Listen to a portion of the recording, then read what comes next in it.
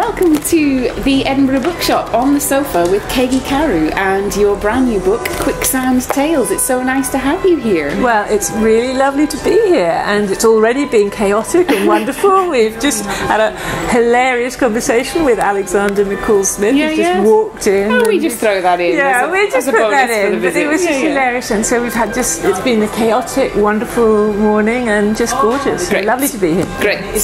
Would you tell us a little bit about and read from your book? Okay, so Quicksand Tales are a collection of all very true stories that range from being absolutely terrifying to excruciatingly embarrassing, to getting into terrible scrapes and that kind of precariousness of our helplessness, where things get worse and worse and spiral into absolute disaster. And I've been collecting these stories for quite a while, and so this is a collection of 13 of them, and I'll read a very short piece from the middle of a story. They're all quite different.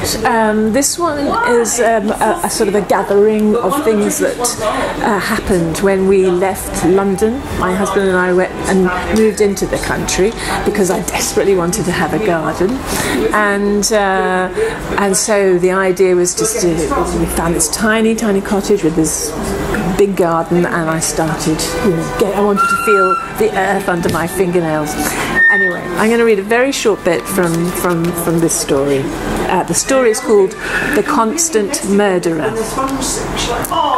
Crop, a rather violent sounding word. According to Jonathan, we were now cropping. Beetroot, for instance. Beetroot. How extraordinary when you look at it, when you think about it. I mean, the alchemy of it. A tiny dry seed transmogrifying into such a bright, juicy bauble. I told Jonathan it was like the Big Bang in miniature. He was digging. He was unriveted by my Big Bang theory. Blake, of course, had his grain of sand, but I am thinking, visionary as he was, that my beetroot is better than his grain of sand. A grain of sand is too barren. I know that was the point, but rather than stretching the imagination, I think the choice of sand limits it. However hard I try, I cannot really get going with the sand metaphor. No roots, no leaves, too unconsumable. To see a world in a grain of sand, I would go as far as to say you can't. Unless, of course, we'd already got to Armageddon. To see a world in a globe of beet, there. And I think you could see heaven in it too. But more importantly, and more to the point, like everything else, a beetroot dies. And so the dying began. Death entered our garden as if it hadn't been there before, with knobs on. So that's just a very tiny paragraph out of a story about what happened in the garden. Oh, fantastic. But some of them are, very, very toe-curling, and some of them are some of them are very, very funny because they're so awful, and you'll sort of be glad it didn't happen to you.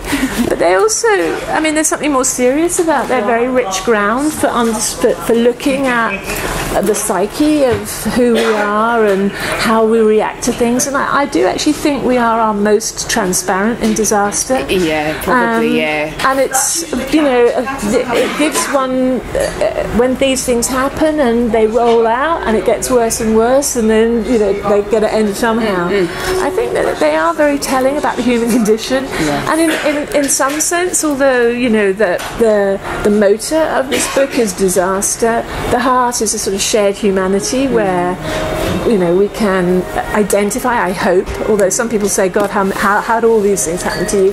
But I do think we can identify with a lot of the things that go on, as ghastly as they are.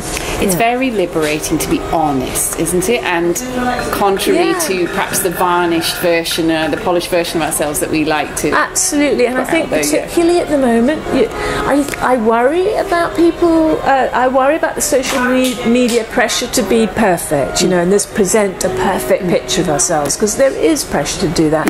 And I'm going here, I'm doing this, I've won this, I'm eating this fabulous food. Whereas my life's not like that. I go from one disaster to the other, and something goes wrong, and I fail a lot. I mean, you build your personality through much more through failure than you do through success. And I just think it takes the pressure out. I think there's huge pressure to be successful, and actually the truth is we're just human, and we're flawed human creatures trying hard. So that's I wanted to turn the whole thing up I'm very superstitious about telling the truth. I can't, if it's not true, it just can't go in, and it perverts it for me. Now I know it doesn't for a lot of writers, but for me, if I'm doing non-fiction, it has to be as close as to what happened as I can remember. And I do try and go back into that moment, which could be quite painful, but I do try and relive it, so that I'm telling a story that really has a resonance for other people. Well, this maybe partly answers my next question, which is what are you most pleased with or proud of about this book? I'm delighted when people say they laugh out loud a lot, and that I love it when people say they couldn't put it down. I mean, obviously writers like to be told things like that.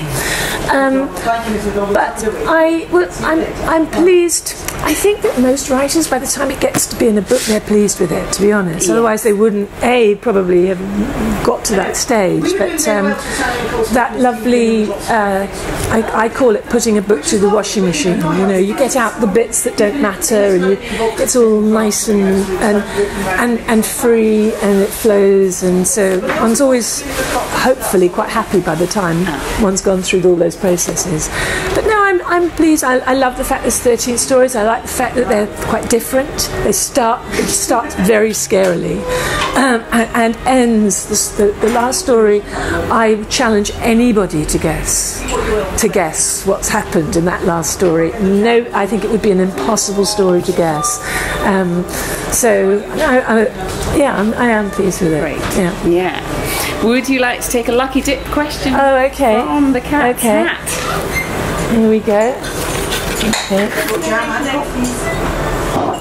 Did you learn anything new from writing this book? Did I learn? I learned that. Yes, I did. A lot of the reason I write these particular stories, although I write other non-fiction, it was to let the air out of the situation. So while I get into these situations, I do squirm in bed. That is I get obsessed with. Oh my God, they think this, and why has it spiraled out of control, and why has this misunderstanding occurred, or how could this have happened? And it obsesses me. I think it does quite a few people, when things go wrong. And the wonderful thing when you write it down and you form it into a story that has a beginning, a middle, end, there is something about letting the air out and being able to laugh at it. And laughter is the best medicine, and it is. We all do. Some of the stories that we think, oh, I'll never live it down. Actually, really, what's really so humiliating about things? There's nothing malignant or malicious, and as long as there's nothing malignant or malicious, then I find it so acceptance and having a laugh. Laughter is really, the best. So that's that question. Another question. That's a great revelation to have had. It's me cheating, of course, trying to read the questions. Here we go. Is there a recurring theme, a thread running through the work? Well, yes. I mean, very much so. Other than disaster. Disaster, misdemeanors, mayhem, everything going wrong, making a hash of it, failure, yes, just when things don't go according to plan. So, very, very much all hung together on that common theme of disaster. The feel-bad factor, not the feel-good factor. Go for another? Okay.